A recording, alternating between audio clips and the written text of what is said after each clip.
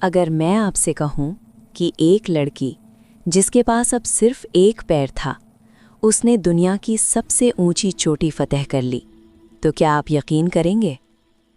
और अगर मैं ये भी कहूं कि उसे किसी हादसे ने नहीं बल्कि इंसानों की बेरहमी ने उस हाल में पहुंचाया, तो क्या आप आखिर तक सुनेंगे? उत्तर प्रदेश के एक साधारण से घर में जन्मी अरुणिमा सिन्हा एक आम लड़की नहीं थी। मैदान में वो तेज थी, इरादों में मजबूत और सपनों में बेशुमार। वो राष्ट्रीय स्तर की वॉलीबॉल खिलाड़ी थी, जिसे पता था कि जीत कैसी होती है। लेकिन जिंदगी को अक्सर हमारी तैयारियों से कोई मतलब नहीं होता। 12 अप्रैल 2011, रात का सन्नाटा, चलती ट्रेन। अरुणिमा दरवाजे के पास खड़ी थी जब अचानक कुछ हाथ उसकी जिंदगी छीनने बढ़े। लूट का विरोध किया और अगले ही पल चलती ट्रेन से उसे नीचे फेंक दिया गया। नीचे दूसरी पटरी पर तेज रफ्तार ट्रेन आ रही थी।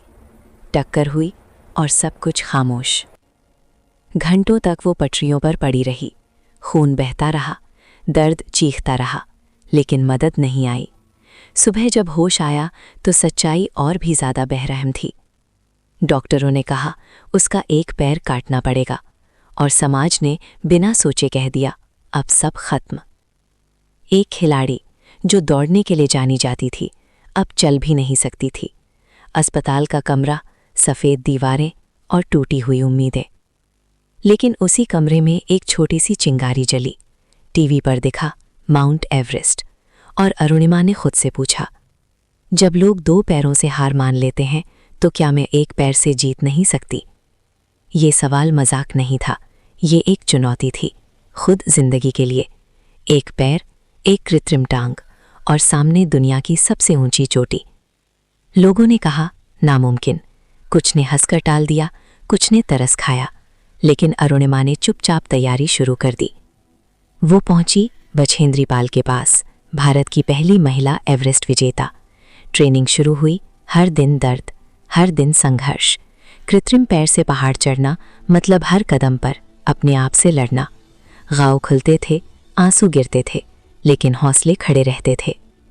16 मई 2013, हिमालय की ऊंचाइयां, माइनस तापमान, जहां सांस लेना भी हिम्मत मांगता है। ये वो जगह थी जहां मजबूत लोग भी लौट जाते हैं। लेकिन अरुणिमा नहीं रुकी। हर कदम के साथ उसका शरीर कहता बस बहुत हुआ, और उसकी आत्मा जवाब देती अभी नहीं।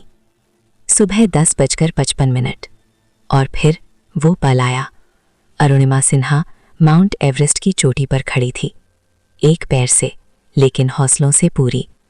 वो दुनिया की पहली महिला एम्प्यूटी पर्वतारोही बन चुकी थी जिसने एवरेस्ट फतह किया। ये जीत सिर्फ एक पहाड़ की नहीं थी, ये जीत थी उस ट्रेन की रात के खिलाफ, उस दर्द के खिलाफ और उस सोच के खिलाफ जो कहती है तुम नहीं कर सकते। अरुणिमा ने साबित कर दिया शरीर की कमी सपनों की हार नहीं होती।